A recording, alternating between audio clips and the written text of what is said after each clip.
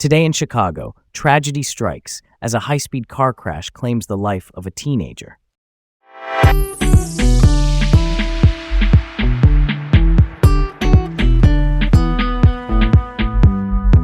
Hi, I'm Garrett. And I'm Leah. Welcome to Laid Back Local, the news of the day with Leah and Garrett in Chicago. All right, let's set the stage for this one. First up, we've got a heartbreaking story from Deer Park. A 17-year-old tragically lost his life in a car crash this morning on March 9th, 2026. The young driver lost control of his BMW on Ella Road, and the car crashed into a tree. The damage was described as catastrophic, and sadly, he was pronounced dead at the scene. It's just really tough to hear. Honestly, it's always so devastating to lose someone so young. You know, it really highlights the importance of road safety, especially when it comes to speed. Young drivers often feel invincible, but situations like this show how quickly things can go wrong. Absolutely, Leah. The investigation is underway, and an autopsy is planned to get more insights into how this happened.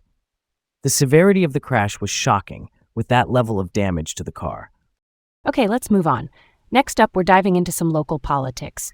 Lake County Board candidate Juan Beto Ruiz is back on the ballot after a bit of a legal tussle.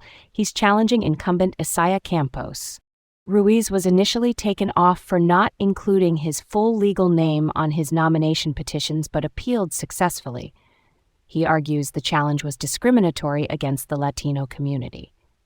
I'm down for supporting Ruiz on this. It's a solid point about potential discrimination. Legal technicalities shouldn't undermine fair electoral processes. It's crucial that we ensure everyone has a fair shot, right? All right, let's roll on to our next topic. We've got some unsettling news from Tinley Park. A postal employee has been implicated in a mail theft scandal. The Tinley Park police, working with the U.S. Postal Service, identified a suspect who was allegedly altering mail and cashing checks fraudulently.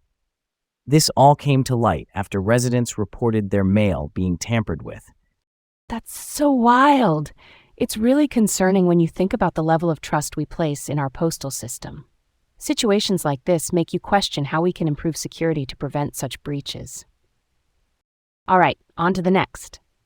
There's a legal battle brewing in Hobart. Residents are fighting against an Amazon data center project, alleging violations of local laws and due process. They've filed for a preliminary injunction, and the court's decision is expected later this month. The project has stirred up concerns over property values and traffic, despite Hobart receiving a hefty $47 million payment from Amazon. I could get behind that idea.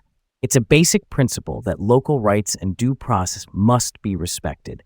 Balancing economic development with community impact is always a tricky puzzle, but it can't be overlooked. Let's switch it up.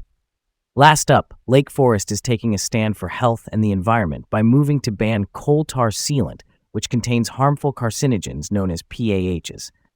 The City Council gave initial approval for the ban on March 2nd, and a final vote is set for March 16th. It's commendable to see them taking action, especially with fines in place for any violations. Totally, Garrett. It's great to see Lake Forest following the lead of other communities. Protecting public health and the environment is key, and with similar bans pending statewide, it's a necessary move.